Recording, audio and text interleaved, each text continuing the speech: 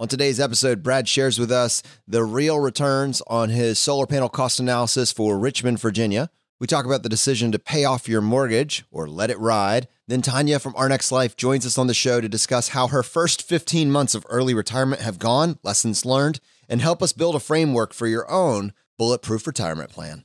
Welcome to the Ultimate Crowdsourced Personal Finance Show. This is your Friday Roundup. You're listening to ChooseFI Radio. The blueprint for financial independence lives here.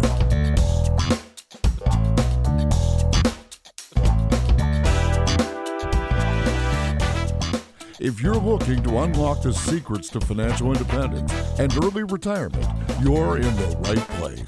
Stay tuned and join a community of like-minded people who are getting off the hamster wheel and taking control of their lives in the pursuit of financial independence. ChooseFI, your home for financial independence online.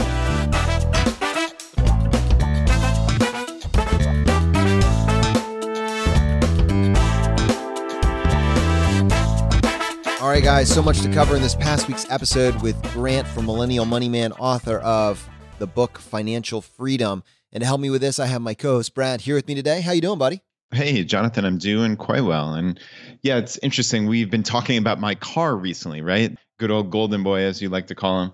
And I just had another little thing go wrong with the car, albeit not with the actual functioning of the car. So I was driving on the highway and I got a pebble that decided to hit my windshield, and a little crack. And of course, the thing expanded. I looked into my car insurance and it was not free glass replacement. So it actually was like against my deductible, which is like $500. So I'm like, oh man, I'm going to have to pay for this thing out of pocket. So I go on safelight.com and they wanted $400. I think it was $398. And yeah, my mind just like exploded. I couldn't believe, yeah, for real. One pebble is going to cost me $398, but I didn't really know of any other options. So what did I do? I went to our ChooseFI local Richmond Facebook group and made a post in there. And people gave me some really good ideas.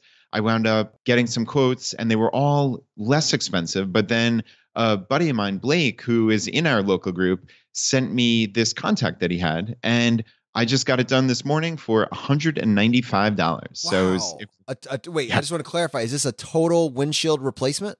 Total windshield replacement. The guy showed up at 8 o'clock this morning, was gone by 8:30, and I've got a beautiful brand new windshield on my '03 Civic for $195. Wow. This has been actually one of my long-term goals, is to hopefully organize a way for members inside of a local community to highlight service providers that have been really valuable. And so we can continue to drive, service to those individuals, but also just frankly, so you can benefit at the individual level, because there's such margins on these different products. And if you have someone that shows up on time, does the work, and does high quality work, man, that's, obviously it's valuable for the service provider to get that additional work, but for the individuals to have those team members in place that they know and can trust, it's just a win-win for local communities. Yeah, I agree. And yeah, we have Jennifer from our San Diego group. She's now operating as our community liaison to kind of connect the dots, all the things that people are doing well in their local groups. We want to help share that information. So, Jonathan, this is actually a perfect one to have that repository of local service providers. And I don't know, maybe we can brainstorm some idea of how to like upvote people if multiple people in the group have used them, or just to leave reviews even. So you know that they're really, really solid. I mean, this is a perfect example. I saved, like I said, more than 50%. It's just a huge, huge win. I love the idea. And I think, we'll need to start to develop some sort of infrastructure to actually be able to put that together. But I think it's something that we can work for through this year, maybe the beginning of next year. I think it's a fantastic idea. And speaking of Golden Boy, man, I know you were having, your wife and daughter were having some trouble getting in and out of the car. I think you said they were climbing out through the trunk. Has that all been resolved? Yeah, it has been, thankfully. We took the car into the shop, got a brand new handle, albeit it's a silver handle on a black car, which is not ideal. A little spray paint will fix the job there, so not too shabby. But yeah, we have a fully functional car now and everything's on the up and up. 4 doors have never been appreciated so much. And actually, Brad, I wanted to also, talking about following up on things, I wanted to follow up with you on the solar panel cost analysis that you got from your home. And to tie a thread to this, I know back in episode 105R, we brought Brian Feraldi on, who walked through a very detailed thought process on how to analyze whether or not solar panels could make sense for an individual looking for an alternate way to power their home.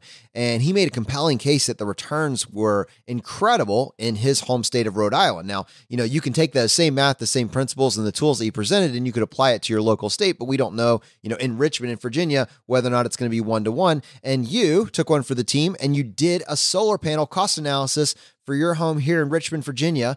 I would love for our audience to find out what you found out. Yeah, Jonathan. So I definitely did look into this. This actually was something that my wife, Laura, spearheaded, and she got a bunch of different companies to give us some information. We had a couple come out, and we actually are moving forward with this. So we have signed a contract to get solar panels on our house, which is incredibly exciting. So, Brad, I'm curious, if you could do a little compare and contrast here with Brian and his case study for himself and his family in Rhode Island. What was his return on investment, projected to be? And then what are you finding here in Richmond? I think Brian's return on investment was somewhere right around 12.5% annually. I mean, that's a great return. Obviously, if you could do that indefinitely, you would, right? We kind of joked about that on the episode with him. In Rhode Island, they have some unique advantages that are not the same in Virginia or certainly in Richmond. Whereas Brian, if he had excess energy produced, he could sell it back to his local utility. And it was actually this arbitrage scenario where he could sell it back for more than he had to buy electricity for. So it was this really interesting incentive to sell it back. But regardless, he got, about 12.5%. And our system, it looks like we're going to get about 9.6%, wow, which is still a fantastic return on investment, right? That is awesome. And one thing that comes to mind is when I see your house, I mean, you guys aren't out in an open field. Now, you're not covered in trees, but there certainly are trees in your neighborhood. When you had the person come out and analyze your surrounding region, did they say, no, this is fine?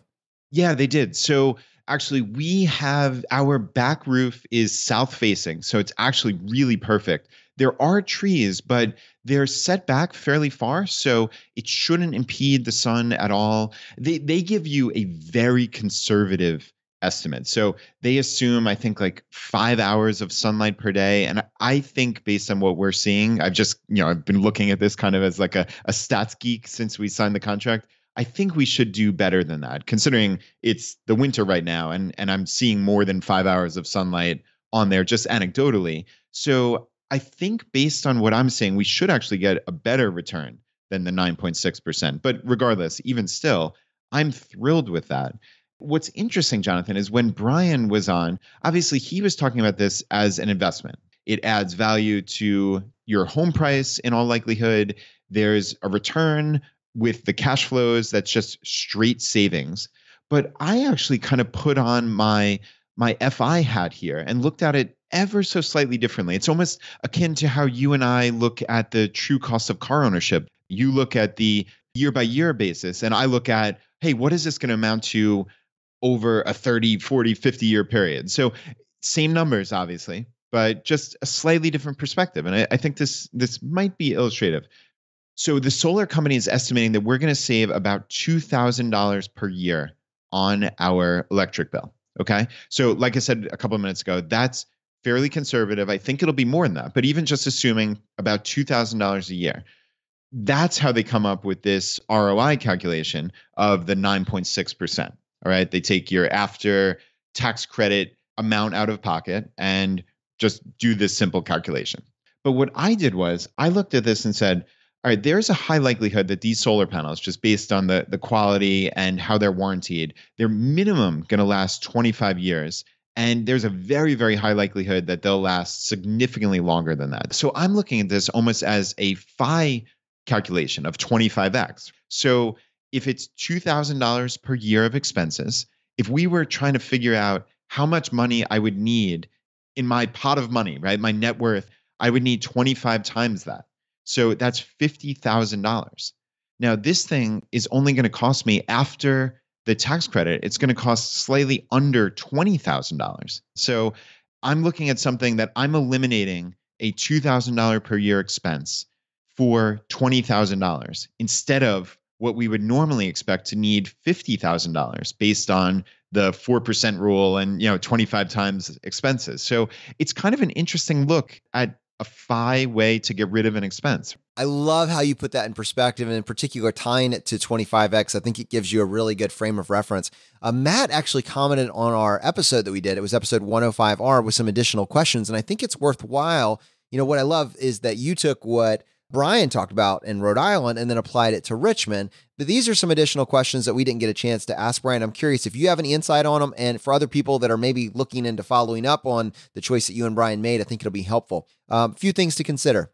What about depreciation on the solar system equipment? So you mentioned so there's different types of solar, right? Inverters, they have an expected lifespan of about 10 years, panels closer to 25. You were saying, and even that is somewhat conservative at this point, just as they've gotten more mature with the technology. Does having solar on your roof require home insurance changes? This was a question from Matt. So once you get this done, will you have to change your home insurance policy or have a premium because now maybe you have a fire hazard or high replacement cost? Is that something that you've looked into? I have not looked into, but yeah, that obviously will go on the list of things that I need to chat about with Geico. And yeah, what's funny is that, so this is a Matt who asked this question, and a buddy of mine, Matt, who listens to the podcast, who lives here in Richmond, asked very similar questions actually about the depreciation and will this thing be worth anything 25 years from now? And yeah, they are rated for 25 years of life expectancy minimum. And they said at that point, there should be about 83%, I think was the amount, 83% capacity. But what's interesting, and I always try to dive into this a little bit, even my system as compared to Brian's system, which he put in place just a couple of years ago, the solar panels are already so much more efficient. So Brian was blown away at how efficient each panel was. These panels are modular. If I'm putting in 30 panels, even if I have to replace one or two of these things 10 or 15 years from now, the output from that panel is going to be dramatically higher. So, I mean, I think this is, of course, my own guesswork, but I think very, very easily I'll be able to keep this at or near 100% of the anticipated capacity, especially when we're talking, I think they've already built in some conservatism with the 5 hours of sunlight, et cetera, et cetera. So I'm pretty confident that this thing is going to produce $2,000 a year on average of savings, minimum 25 years going forward. That's not as big a concern for me, but in fairness to both Matts, this was a question that I asked because it was a concern, but now they kind of allayed my fears a bit. So I think it's good, but Jonathan, just like anything in life, you don't know. Obviously, there are many hundreds of thousands, if not millions of houses in America that have solar panels. Those people made the decision, and we, with the best information we have, made this decision. I think it's going to turn out well, but we can't foresee what's going to happen 25 years from now, right? Well, now you're on the team. I guess 25 years from now, we can circle back and we can reevaluate this choice, Brad. Nice. No, I was thinking, like, who is this for? I mean, I don't think the message here is that everybody needs to go out and get solar panels. And Matt was making the case that you could throw, a similar amount of money at VTSAX and you will be equally happy with that choice in 25 years, for which I frankly, I agree. But I think that if your inclination was that you've been wanting to do this for a while, but you also don't want to throw money down the drain, then you can make a compelling case that this is a smart and reasonable investment for an individual that was interested in this to begin with, as opposed to maybe alternate schemes out there that just have you hemorrhaging money for very little benefit. This is a reasonable approach for an interested party. Yeah. And Jonathan, I certainly don't think this is going to be for everybody. Obviously, there's a huge cost outlay at the outset, but for those of us far down this path to FI, it's something to consider, right? Again, it's looking with that FI calculation. If I could get rid of a $2,000 per year annual expense for $20,000, I would probably do that as much as I possibly could, which is kind of a cool way to look at this, right? It's just a reframe. And it even got me thinking about my mortgage. Though there's a little extra wrinkle, right? So your mortgage payment is made up of a bunch of components, right? So you have your principal, you have your interest, and then you have your escrow, which is usually property taxes and home insurance. So the property taxes and home insurance aren't going to go away. That's just kind of par for the course. But if you paid off your mortgage, the interest and principal would go away. Where I'm saying it's getting a little slightly confusing is principal payment is just an increase to your net worth every month. So let's even just put that aside and just say, okay, you lop together your interest and principal, because that's the amount that's going out the door every month. You multiply by 12 to get your yearly expense, if you will, and then multiply that by 25. Now, I've run a bunch of scenarios, especially like on a newish mortgage. It seems to be that number that I'm coming up with is higher than the mortgage payoff. This is really interesting, Brad, and I'm interested to see what conclusion you're coming to with this. I know you've been very in this like mental dilemma, paralysis by analysis. Should I pay off my mortgage? Should I not pay off my mortgage? I could pay off my mortgage if I want to. Is that the right play? And the community at large seems to be very conflicted about this because you have, kind of this low base interest rate that you're foregoing, et cetera, et cetera. But one of the things that really has resonated with me has been, and it came from Big Earn from Early Retirement Now, was the first person that mentioned this to me, and also Jean Chatsky very recently. I've heard her give the same advice, and it's pretty compelling to me. Before you leave the workforce, before you're focusing on drawdown, you're drawing down on your assets, somewhere in that interim running up to that is the perfect time to pay off your mortgage. And I think it probably gives you the best of both. And the way to consider it, the way that Big Earn describes it, when you decide to pay off your mortgage or you make extra payments on your mortgage, it's kind of like bond diversification. You're locking in a lower but much more stable rate of return. And that's kind of the way that I've thought about it for a while now. While I'm working, while I'm earning income, I'm not particularly worried about paying off a mortgage. But when I'm getting close to the point where I'm going to be drawing down, at that point, I'm really looking at not having that underlying expense that maybe makes me more susceptible to volatility. Yeah, that's very interesting. And obviously, I'll defer to both of them. That's I'm sure they've done much more analysis than I have because I'm just doing back of the envelope math here.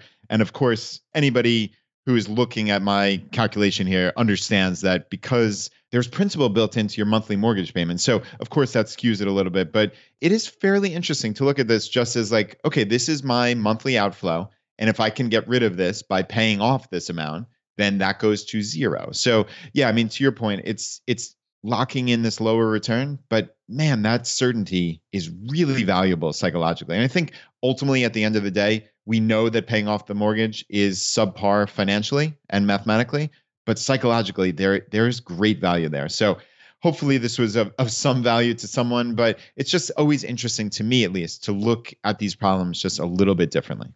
So Brad, let's go ahead and take a few minutes and talk about this past week's episode with Grant from Millennial Money. There's so much actionable content buried in this particular episode that we can personally use as we kind of move forward with building this framework for pursuing financial independence. And I know so many people in our audience were able to grab those immediate elements. And one of the ones, I just wanted to start with this message that we got from Dan. He says, I just listened to your podcast, Swinging for the Fences with Grant. And while I was listening, I had three major takeaways. One, I have a side hustle as an author or as a ghostwriter, and I realized I have not been charging enough for my services. I've been charging clients on average $3,500 to write their books when I could have easily been charging $10,000 or more. That changes today. Instead of putting my side hustle earnings into saving, I should be reinvesting into advertising to sell more of my books. I'm looking into different advertising platforms at the moment. I realized that I wasn't taking full advantage of the knowledge base at my main job. After filing my taxes last week, I paid $1,753 in federal and state taxes owed. This morning, I had a conversation with my HR manager so that this never happens again. She told me that I could utilize the IRS withholding calculator as well as the state of Oregon withholding calculator to withhold the correct amount from my paycheck so that I don't owe large amounts of taxes at the beginning of the year. I'm planning to gather my paperwork and run the numbers tonight. Thank you so much for today. This episode massively changed my financial life. I'm looking forward to meeting Grant and Vicky on the Road to Financial Freedom book tour on April 12th in Portland, Oregon. So Brad, this kind of sets us with the perfect place to talk about these small things that make such massive differences. And what I wanted to start with is that point where Grant went from charging $500 for a website and was able to charge $50,000. And we slowed down on that because there's so much valuable content buried in that transition from that first sale to that second sale. And it would have been easy to gloss over that, but that was the secret right there. For him, it was finding the range and then leveraging the talent stack that he had been building, not by accident, but to position himself to be able to handle this larger project. Yeah, you're right. There were a ton of actionable items just in that one particular, 5-10 minute segment of the podcast, right? The first one that jumped out to me was sales is storytelling. And Grant said, come up with your story. That is something that, Jonathan, we've realized with this podcast is storytelling is so important. That's why people connect with other stories. So Grant was saying to have this story for himself and build it into his value proposition. He could do this in a quarter of the time for half the money, and he was flexible. So that was the value prop, but that's also the story that he was telling about himself. He's also saying, find the story of what the person you're dealing with is going through. In many cases, while they want this to be the best product, they ultimately want to look good for their boss. That's what Grant said. And he shifted his mindset to help his client look good to their boss and increase that perceived value. You have to know who your client is. So it's important to understand people's motivations, and it's important to know both your story and their story. You know, one thing that Grant has really benefited from is this gig economy. And it strikes me that it doesn't just have to be Grant that benefits from a gig economy. And I only say that because that I hear sometimes in the mainstream that they lament the fact that we're there, because rightly so, there are some disadvantages. You know, potentially the cost of healthcare is going to be put more on that individual person. You're not going to have employers subsidizing the cost of healthcare. That's a reality. Potentially, you can have variations in levels of work that you have access to. You have, you know, dry seasons and seasons where you just have unlimited work, or maybe too much work that you can't handle. And I think you do have to work through that. But think about the upshot for someone in the gig economy. So what Grant was able to do without a degree, without a 4-year university saying this is someone that can do this, he was able to teach himself a skill. And then he was able to go do the work. So, what is that question? What have you done? He was able to do this for a fairly low cost, put the work in, create an excellent product. And then he was able to lean on getting that reference to then go get access to something that was exponentially higher. And he was able to do that because he wasn't limited inside the constraints of a giant corporation with giant overhead. He was flexible. He was dynamic. He was able to be exactly what the company needed, and he could learn his skill sets to meet that client's explicit needs. And in a world now where you can learn anything, if you're willing to put that grit, that intentionality into developing that skill set, something that I know we talk about all the time, if you can actually do that, as soon as you have the confidence to tell your story and help the client see how your story synergizes with their needs, then you can, in a very, very short period of time, build an income stream for yourself that really you are the rate limiting step. It's just how far do you want to go with it? That is incredibly powerful. No longer are you reliant on maybe getting a 3% or 2% year over year raise, but you can move the bar exponentially in a month, in 2 months, as soon as you add that next skill on. And I think that if you can latch onto that principle, it doesn't have to be digital marketing, but there are so many opportunities that are available in 2019 that did not exist in 2010, did not exist in 2000. And to not respond to that, to not see that, there can be a downside to this, but you kind of have it. You have a choice in life. The reality is what it is. And you can either say, well, I don't want to look over here. I don't want to do this. I'm just going to stay in my safe lane. Or you can do what Grant did, and who knows where it takes you. And I think kind of one of the things that I always talk about is limiting my downside, but there's no real cap on the upside, as you clearly saw with the examples that Grant was talking about. Yeah, and there's no downside here, right? Like that's the beautiful part of this. This is just adding to your talent stack. Obviously, in Grant's case, he had sent out hundreds of resumes and had no bites, and he needed to learn skills. But for someone that you just described who's fairly safe in their job, well, you can still look for those skills. And in Grant's case, he took a $500 website for this first lawyer, and then 3 months later sold a job for 100 times that, for $50,000. This also speaks to relationships. It's this one lawyer advocated for him, and he said he was able to get hundreds of thousands of dollars worth of work just based on this one person and this original $500 website. And I think it's important to note that Grant didn't just let this relationship go away. This was something that he kept in touch with this lawyer and cultivated this. And I think that's what he did with recruiters as well. He was saying, reach out even before you might even be contemplating a new job. Just find out what's out there. Make friends with them. He said, this is the key, just making these relationships. And this can compound over time. And one of the things that he was talking about, and you mentioned it there, was the recruiter. We can't just not talk about the recruiter. And to put this in perspective, he was making the case that by working with the recruiter, he was using examples of, hey, a recruiter calls you back and you're getting a job that makes $50,000 a year more than you're making now. We did get some feedback on this from Ben, and Ben was saying, I've been working with recruiters the past year, but I honestly don't see the $60,000 to $80,000 increases in salary. I'm seeing more like 10 to 15.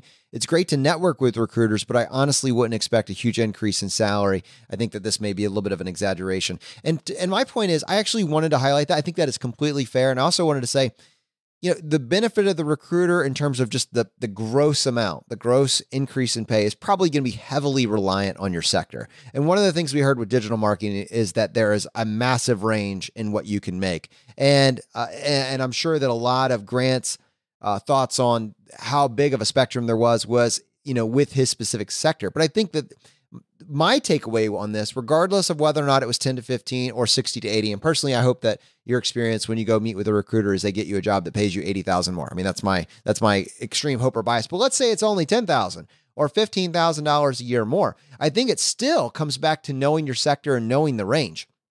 And so many of us just settle. We just assume that's all there is, or we assume that our only option is just to go ask our boss for more money. And if they say no, that's the end of the story. I would love to get your thoughts on that too, Brad. But what if you could circumnavigate that and you actually go to a recruiter whose incentive is to get you to move jobs? If they come back to you with an offer that's just kind of like, meh, it's a little better, they don't get paid. There's no incentive for them to have you stay in your same job. So if they can bring you a job that pays 15 to 20K more and you make that jump, that is a win-win. And it comes back to what do you do? So I know that in pharmacy, the job range, depending on the side of the country you are and what type of pharmacy you're doing, pharmacy, you're going to make somewhere in Virginia, somewhere between 90 to 150.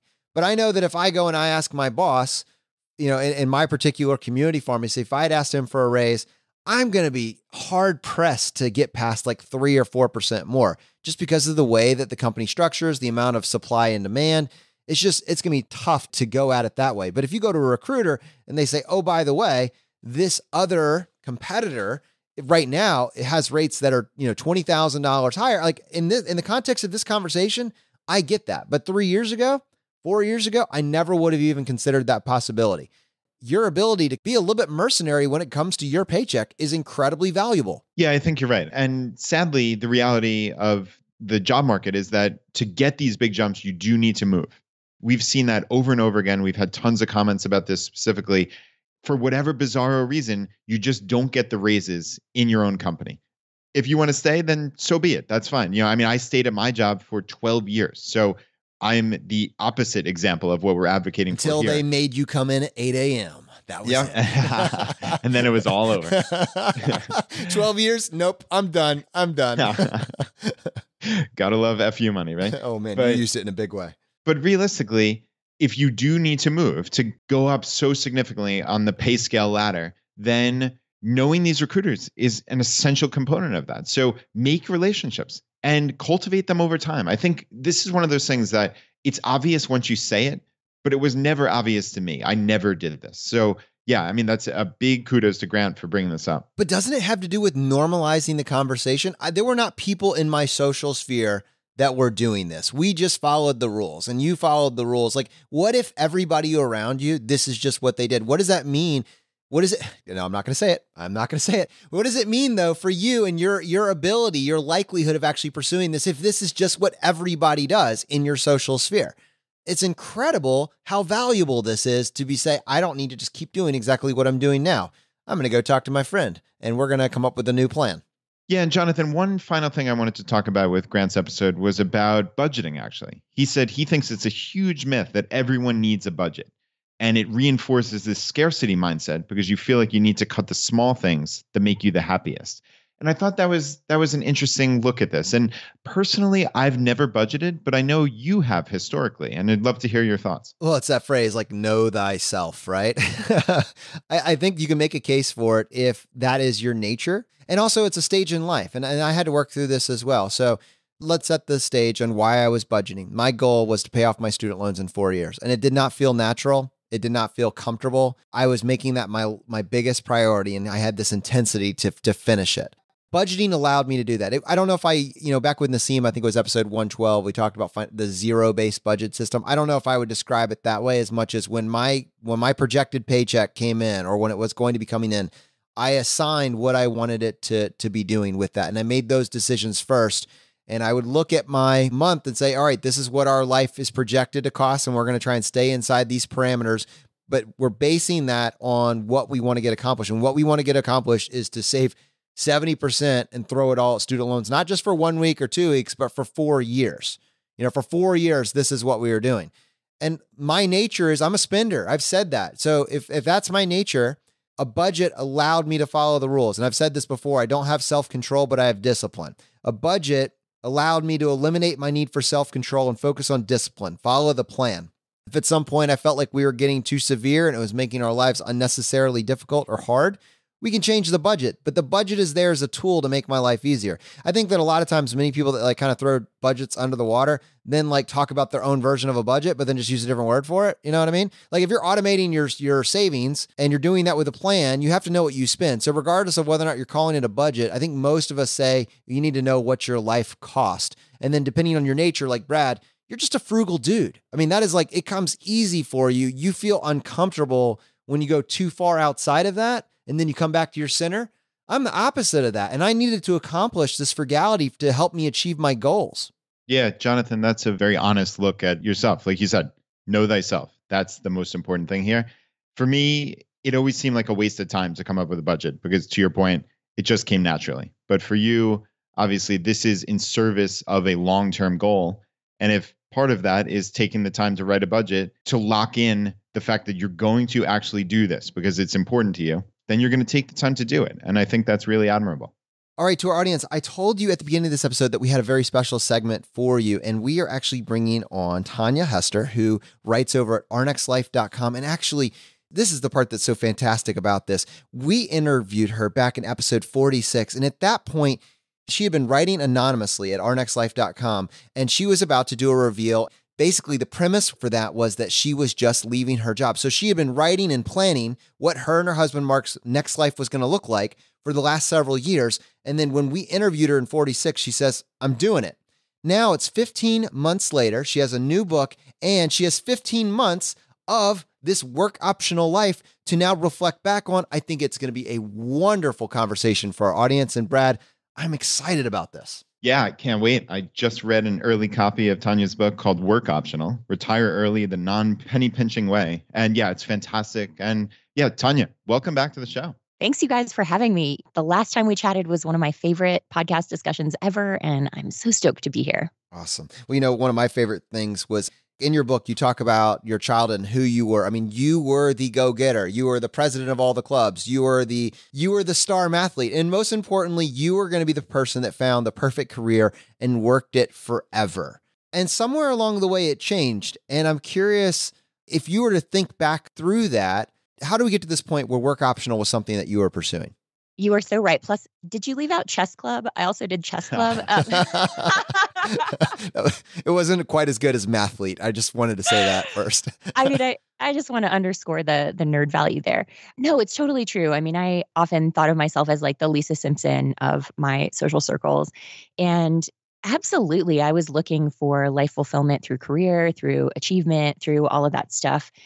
It took me several promotions and several older, wiser people telling me that, sort of like the promise that we're given as children of work and of career fulfillment is, for most of us, just never going to happen the way that we imagine. Of course, there are those lucky folks who are fortunate enough to find their calling, but I don't know that I ever did, even though I really loved the work that I did. I worked as a journalist for a little while and then was a political consultant for most of my career.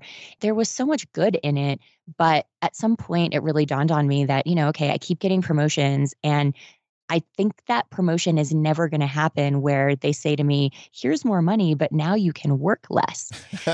I want to put less on you and pay you more. Yeah, that's just not a thing.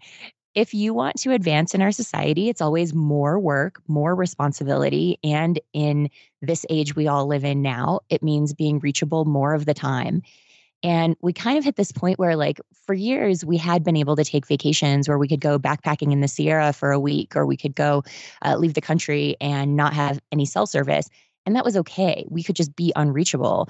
But we hit a point when we realized, like, oh, we can't do that anymore. We can't go to places with no cell service unless it's on the weekend for maybe one day at most. I think there was something about that realization, which happened to coincide with me kind of looking at the clock and going like, okay, my dad has a genetic disability that kicked in his late 30s. I'm now in my early 30s. I might not have all that much time left of having complete mobility and not a lot of pain in my body. So, maybe we should rethink this path that we're on. Mark was totally on board. So it was actually pretty easy for us both to get on the same page about what we wanted to do financially. And from the time that we really had that big vision until we were able to pull the plug was only about 6 years, which we obviously weren't starting from zero. We had some home equity, we had some retirement savings already, but we certainly got serious and made it happen pretty much as fast as we possibly could. So, Tanya, the name of the book is Work Optional. It's not the Lisa Simpson Guide to Early Retirement.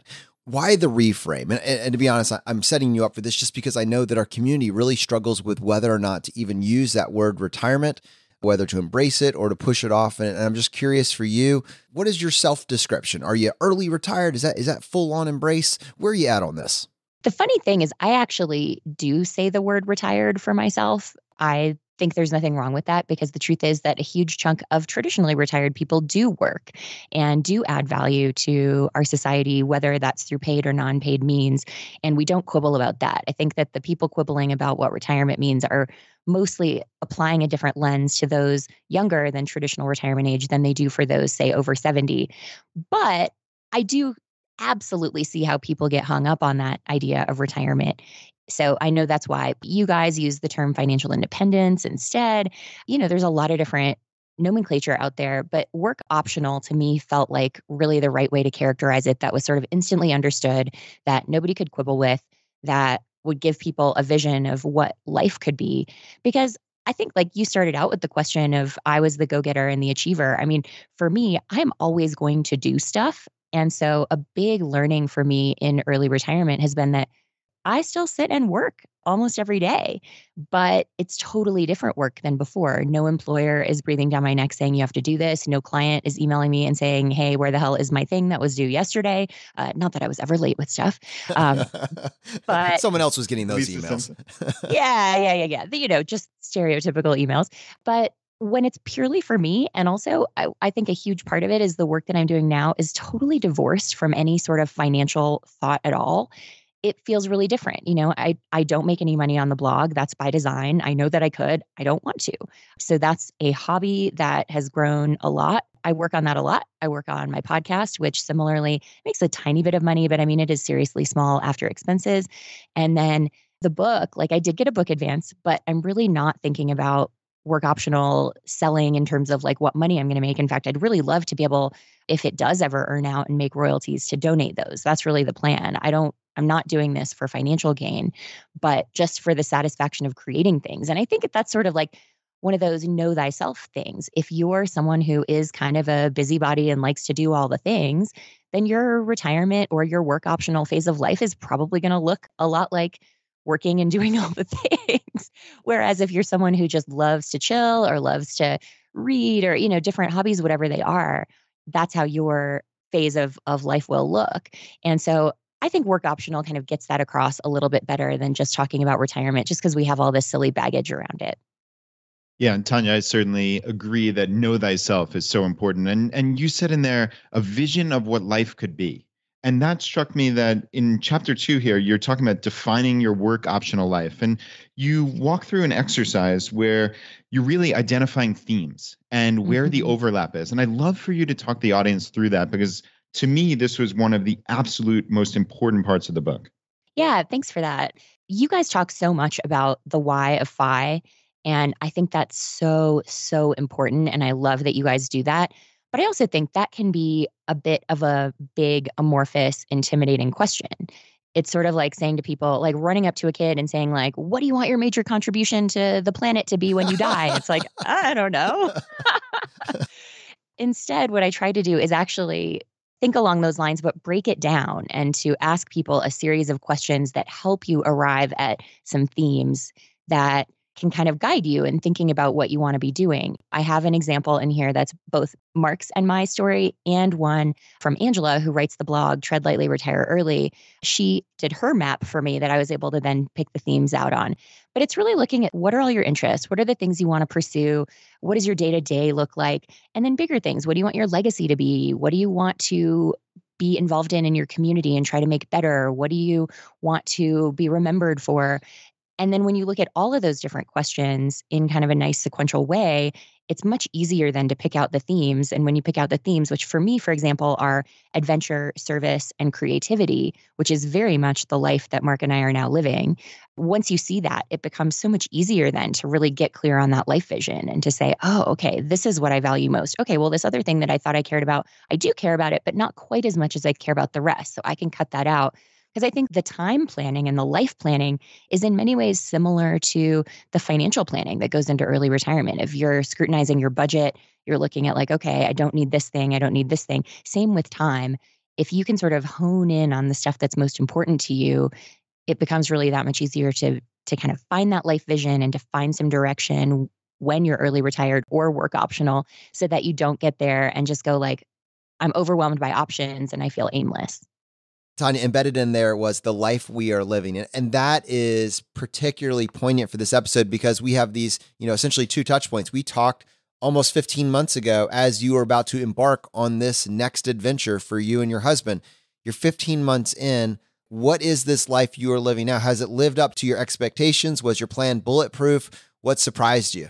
Yeah, it's a little of all of that. I think on the financial side, the plan is definitely feeling bulletproof, particularly because we earned a little bit of money last year that we didn't expect to earn and hadn't budgeted for. We had really gone pretty conservatively in our saving. I think others would probably accuse us of oversaving, but to us, it felt like the right amount. Shocking. Lisa Simpson oversaved. I know, exactly. But it to us felt right. And I think ultimately that's what's most important to everyone, is to have a plan that lets you sleep well at night. And we are feeling like we did that. And it feels really good now with the markets being volatile and like, we don't care. We're not worried about it. And that, I think, is to me validation that we approached the financial part of it correctly. But I think on the life part, I mean, so worth it in many ways, so everything we'd hoped, in some ways better, in some ways not exactly kind of the specific vision. We had always planned on having a very outdoorsy life and moved from LA to Tahoe for that exact purpose.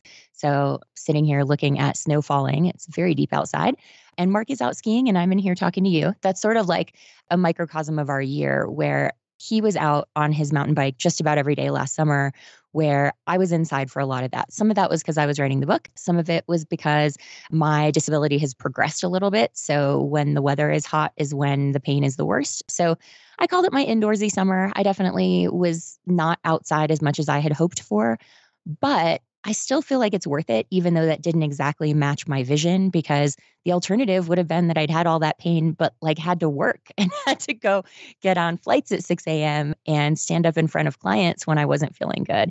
And so zero regrets there. I mean, waking up without an alarm clock will never get old. I'm so with you. Yeah, I think that just not thinking about money is something that is an enormous privilege. Most people stress about money all the time. It causes divorces, it causes depression and anxiety and all kinds of bad things. And it's not that in early retirement or work optional life, we think about money less. Honestly, we just don't think about it.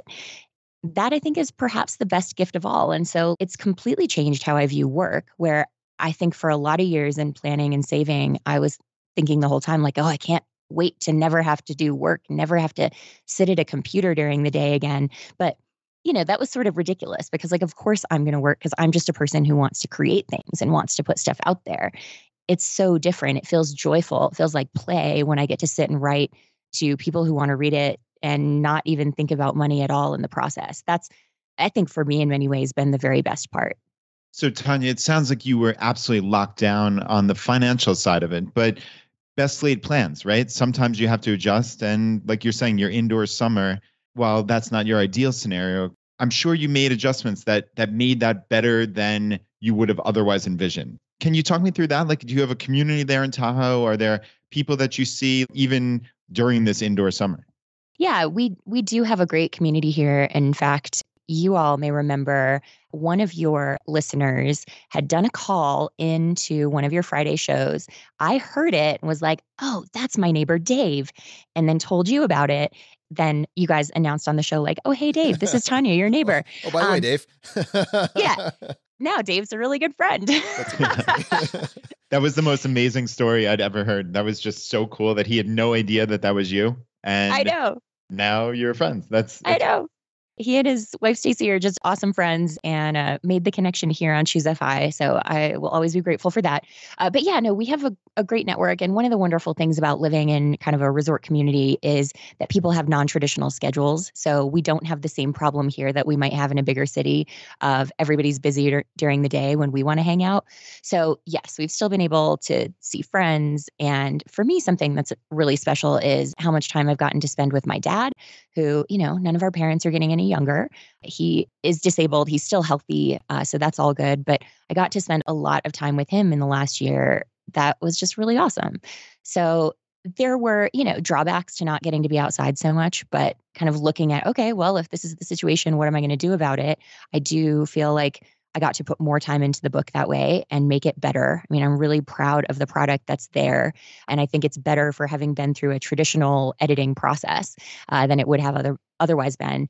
But yeah, I wouldn't say, Brad, to your question, that there was a huge adaptation on my part. It was more just kind of rolling with it, which I think is an important life skill generally, but particularly for people pursuing early retirement or a work optional life that, you're going to have to roll with stuff financially. When the markets go bad for an extended period, you're going to have to be flexible and figure that out. And I think that's just sort of the mindset that we take to all things. As you're describing this life over the last year or so, I'm honestly imagining Mark just being so excited that he can go skiing and not have to combat the queue lines, because he's not required to go in that same off time that everybody else has. He can just say, all right, what is the low volume hours of the week? And can just go then. Oh yeah. Like right now when we're talking, it's Tuesday morning and he left at like 7:30 to go get early in the line at KT at Squaw Valley. He's still going to stand in a big line because we have enough ski bums here who are able to ski weekdays, but it will be nothing like a weekend line would be. And then, yeah, likewise, the traffic coming home will be nothing like a Saturday or Sunday afternoon. But that's really it, right? You control your time and you can put your time to the things that you value. And what you value comes from you. It's not from an outside force telling you this is what is important. You, in a vacuum, need to say what is important to me. And I think that's the higher purpose for your book and for your website. When you are trying to answer that for yourself, but then also give other people a framework to answer that for their lives, what are the common themes that come up? It's so interesting to be able to talk to people about this because I think most of us, when we come to the idea of early retirement, financial independence, work optional living, whatever you want to call it, it's all fundamentally the same thing about controlling your own time. I think a lot of us start from a place of what we want to subtract. And we think about, okay, work is this thing that even if you enjoy it, even if you know you get things from it, it's still this major obstacle because it sucks up by far the most of your time. And so we think about, okay, I want to subtract work. I want to have a life free from that. And that's fine. I'm game for whatever inspires people to get here. The question is then, okay, what after? If you look both at how people answer some of these questions that I lay out in the book, and you look at research that people have done among, for example, traditional retirees, which I can imagine that a lot of early retirement aiming folks will bristle at the idea of being compared to traditional retirees. But I really think there's a lot of this stuff in here that's ageless, that whether you're retiring at 60, 65, or 40, 45, it's still fundamentally a very similar transition of going from being defined a certain way to now being undefined. But you find in that research and you find in people answering these questions that a lot more altruism emerges, a lot more thinking beyond yourself, a lot more of wanting to make an impact and to matter in the world beyond your immediate family. Those are things that come up for just about everybody. I think that's a really good thing to know because one, that's wired into us. We all have this desire to matter. That comes from Nancy Schlossberg's research, those words specifically about mattering. But whatever terms you put it in. I mean, none of us just want to like sit in our home and have no one know we exist and no one care about our opinion on anything. We all want people to value us in some way. And so thinking about that and thinking about how we can contribute in a way that makes us feel valued is a really important, to me, part of this process. And it's why I devote a chapter of the book to thinking about that. Because I think once you know that, it honestly makes the whole journey so much richer. If it's not just about saving to save or saving to escape the grind of work, it's about saving to get to this purpose, this idea of being able to contribute in bigger ways beyond just what your employer lets you do currently. Tanja, I'm curious to hear your thoughts on where that impact and mattering, as you say, is leading you and Mark, right? Because what's interesting here is that you two in your careers followed causes and ideals that were important to you, right? So that was your actual job, but now you're beyond that. You're not involved. But looking beyond you is something that's essential to you, as you just stated, and certainly you stated so eloquently in your book. Where do you go from here? Yeah, for us, we are both currently presidents of local nonprofit boards. So Mark is head of the Sierra Avalanche Center, which does backcountry safety advocacy education. He spends a ton of time on that. It's great for him because it's about keeping people safe in the backcountry, but also encouraging people to get out there. And it ties into his interest of getting out there and backcountry skiing. That's something that I think he gets a lot of fulfillment from, because he's also helping the board be as functional as possible, which is not always necessarily the case with nonprofit organizations, or especially small local ones that don't necessarily have a lot of professional talent on them. That's something that I think is really good too, because we both worked with a lot of boards over the course of our careers and know how to help them be as smooth running as possible. For me, I work with a local conservation organization, but I also do a lot of fundraising. For example, for the local Humane Society, next weekend, I'll be running the silent auction at their big gala fundraiser. That's something I've done for a bunch of years. So those are the things that we already do. It was also really important to us to put a big charitable bequest into a donor advised fund before we quit our jobs. So we put multiple years of expenses into our DAF before we quit, and we now donate from that. And it's a great thing to be able to give away money without worrying about if we have the money, because it's already there. It's already allotted for that. But I think in terms of big picture, I see the book in many ways as kind of aligning to that of trying to educate people in what I already know and what I've learned, and a lot more that I learned in the writing of the book. I'd love to do more on financial literacy in the community. The book sort of took up a lot of that oxygen in the last year, or I probably would have started that. So that's definitely in the future, I'm hoping. And then we'd love to do board service for larger organizations too, because we do have a lot of thoughts and talents and experiences that we can share. But I think big picture, that question's really evolving for us. Like, I think that that's really just about keeping our ears open. And if we see something that really needs help, or that needs someone to kind of just take the reins, we'll do it. That's how I ended up organizing the Sense Positive retreat last fall, which is an FI retreat for women. I didn't feel the need to be the person organizing it, but I saw a lot of discussion online that told me that women felt like they wanted their own space to talk about some of this stuff, similar to like the Camp Fies and the Chautauquas. I was like, okay, well, I have time. I'll do that. And so I think that's something too, where like just looking for opportunities to give back in some way, or to create spaces or create opportunity, that to me is just something I always want to be able to do. It's so funny, Tanja. We talked about making your plan bulletproof earlier, and my brain must have subconsciously grabbed this, but you actually have a whole chapter in your book dedicated to making your plan bulletproof. I must have seen that just in somewhere, just encapsulated. I'm just curious. Someone is maybe getting closer, or maybe they're halfway on their journey, or they're starting to get closer to the end, and they're thinking, I want to make my plan. I want to Lisa Simpson this FI plan. How do I make my plan bulletproof? What things should people be considering? I love that you psychically lifted that out of the book. I really think I did. I don't think that could not have been organic. No, you never know. I believe in weird things like that happening, but I think that there are a lot of questions that folks should be asking themselves. So there are different schools of thought for sure on how much you need to save, what a safe withdrawal rate is, what your model should be of early retirement or financial independence.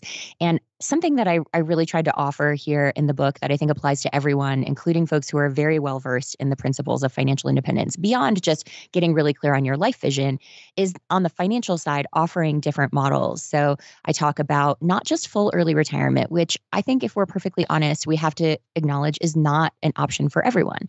Not everyone is earning enough to even pay rent in many American cities. So for them, I wanted to offer different things so that we were really inclusive here. So maybe full early retirement isn't in the cards for you, but maybe semi-retirement is. Maybe that could look like working seasonally or cutting back your hours or changing to a career path that aligns more to your life mission instead of one that makes you feel compromised every day. Maybe it's taking a series of career intermissions. I know sometimes folks will call that mini retirement. I actually don't like the term mini retirement because I think you would approach a year off very differently than you would approach a true retirement. So I think career intermission is a really nice phrase for that. So giving people options there. I think another question you should be asking is whether it makes sense to do a one-phase retirement in which you're thinking of all your money as one big pool, whether it's in tax-advantaged accounts or not. Or if you want to do something like we did of a two-phase retirement, where you're planning essentially for early retirement and traditional retirement as separate things. And I talk about how to do that in the book. And just to clarify, just for the audience that hears that, you're basically saying you have first phase is maybe, hey, I found out about FI at the age of 30. I'm working from 30 to 40 or 45. So from 45 to 60 or 65 is phase one. And then after I have access to my pre-tax buckets, my pre-tax account, that's phase two. Is that close? Yeah, that's exactly right. And just to put some numbers on that, like for Mark and I, we have about 17 years. Is that right? Math is hard. Says the star mathlete. Yeah. So we retired when he was 41. And so when he gets to 59 and a half, that's 18 years, we will then start tapping our tax advantaged accounts. And so for that first 18-ish years, we saved 15x. 15 times our annual spending. And then we currently have about 23x in our later bucket, our traditional retirement savings. And we know that that's going to continue to grow, which doesn't mean that we're going to have, 50x or whatever. It means that we're going to increase our spending in traditional retirement because I don't know that when I'm 65, I want to still clean my whole house or put markup on the roof to fix the roof. We might want to hire some of that stuff out, or we might want to travel in a little bit nicer style. So I think the idea of having a bigger cushion for later, particularly for things like healthcare costs, is a really good idea. So the book walks through that. But then on the bulletproof side, to me, the idea of just saying, okay, 25x and done, that's really risky because for a few reasons. One is you don't know that your spending is going to be level every year. JD Roth had a really great post about that, about how much his spending has fluctuated year to year. So the idea of just flat 4% roll forever sort of doesn't reflect reality for a lot of people.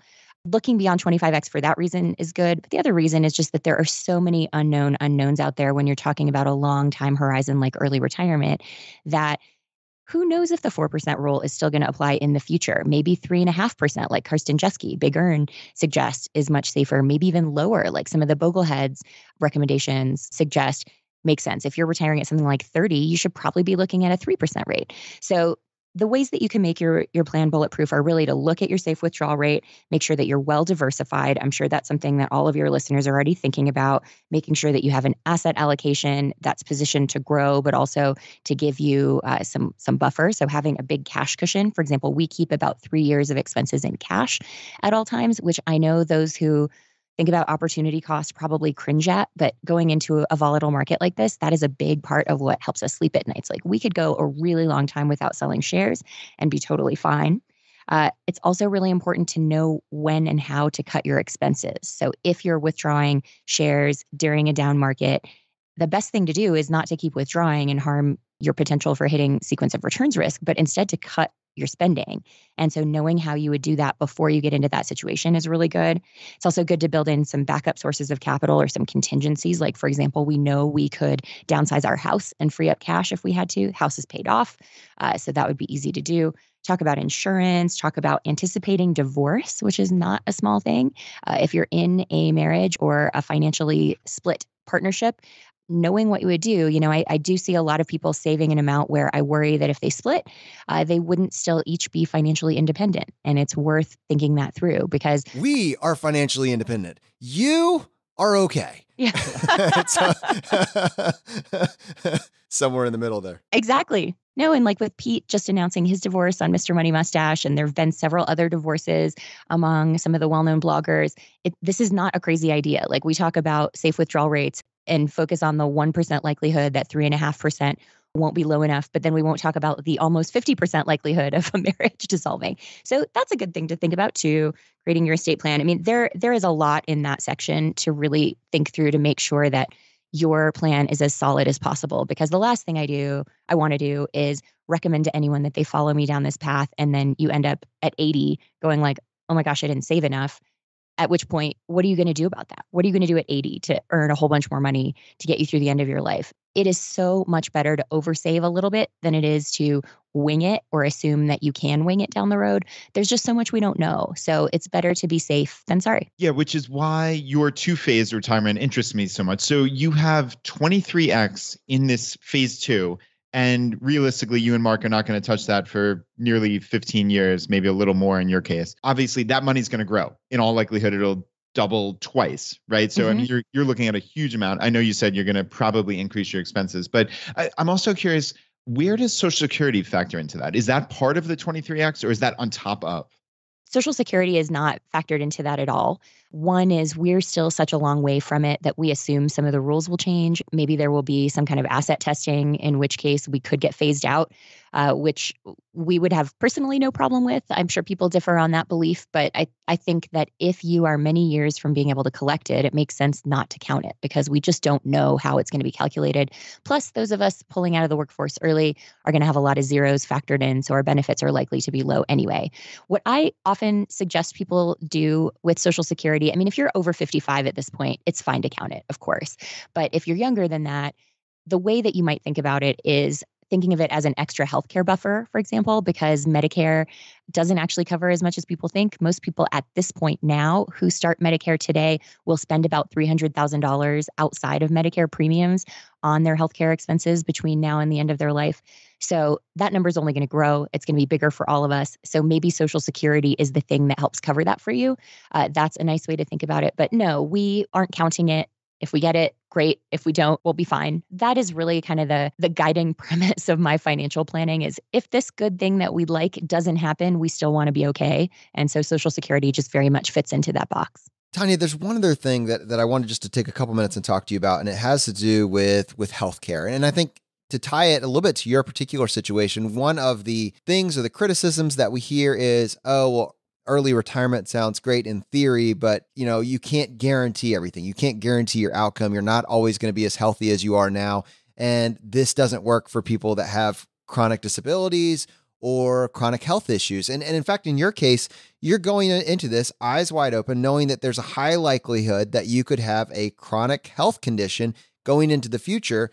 And I only say that because you put some thought into that exact situation in your book. I'm curious if you could give our audience maybe some things to think about and consider as they form their own retirement plan. Yeah, and I think I'm probably the only early retiree I know who actually uses a lot of healthcare. It seems like most people's plan is get minimal coverage and then just try not to use it. Where like I had an MRI last year, I had an echocardiogram. When I was going into MRI, the tech found out I wrote about personal finance. And as he was wheeling me into the tube with my head clamped in, he was like, "What do you think about pot stocks?"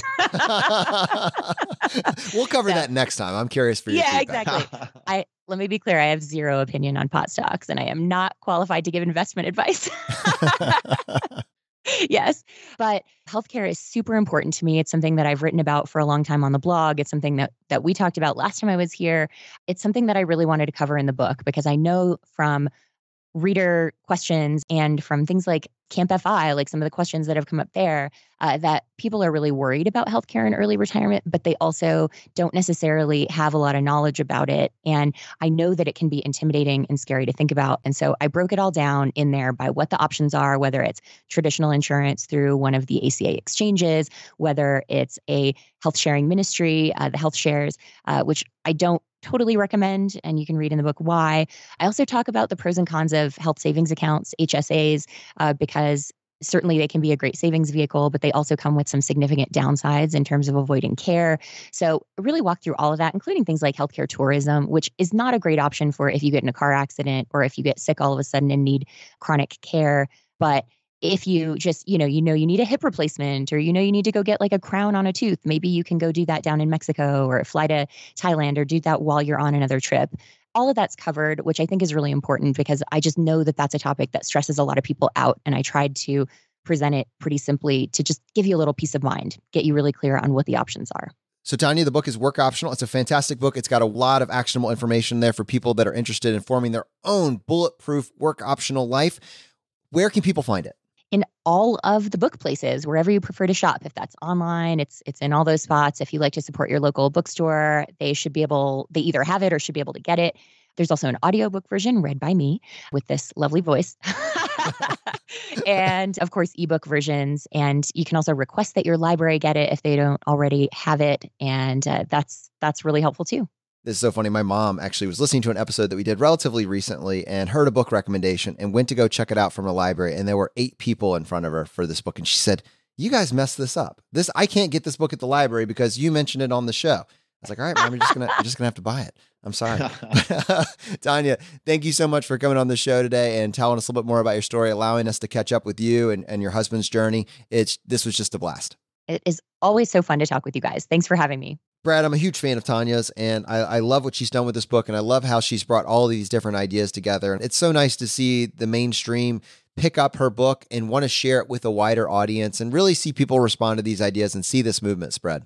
Yeah, it has been remarkable. And it's so neat to see many of our friends have books published by major media houses. So yeah, this is onward and upward for the FI community. And yeah, like you said, always good to have Tanja on the show. All right, to our audience, Tanja was very kind, and she actually offered us 5 books to give away to our community. So if you heard this and you say, "I want to learn how to make my retirement bulletproof," one, definitely go to ournextlife.com/workoptional and pre-order one of the books. It'll be available for public release on Tuesday. And if you would like a chance to win a copy of the book, she's given us 5 copies of her book. And to enter this drawing, all you need to do, just go to ChooseFI.com/iTunes, follow the instructions there, leave us a short written review. In that review, just mention one thing about this particular episode that you got value from. Send us an email to feedback@ChooseFI.com, letting us know that you left us a review and what screen name you left it under. And then we would love to include you in the drawing for a copy of this book. And actually, Brad, it's interesting just because this past week with Grant, we were also doing a book giveaway. We actually have a few copies of that book, and that drawing's already finished. And we're going to be announcing the winners of that today as well. Yeah, Grant was nice enough to also give us five books for our audience. And we actually pulled the winners, and I'm going to read the 5 names now. So the first winner is Joey O. Then we have Rob W., Maria G., Drew B., and Danielle W. And we're doing the last initial there just in case there were any duplicate first names. Yeah, we had a catastrophe one time where we gave away books and just said, "Oh, Dan won," and there were like 5 Dans that entered, so we had some unhappy people. All right, guys, thank you so much for participating in this drawing, and it's wonderful. We are so appreciative to the authors when they're willing to give some books to our community. Just very, very much appreciated. Same deal for this upcoming week, and I mentioned how to enter the drawing for a copy of Tanja's book, Work Optional. Just follow the instructions. And then this is important. Send us an email letting us know that you want to be entered in the drawing for the book Work Optional. And also include with that the screen name that you left the review under so we can do that. We need those reviews by Tuesday morning at 8 a.m. Eastern time. Any reviews that we get before that period of time will be included in the drawing. All right, my friends, the fire is spreading. We'll see you next time as we continue to go down the road less traveled. You've been listening to ChooseFI Radio Podcast, where we help middle-class America build wealth, one life hack at a time.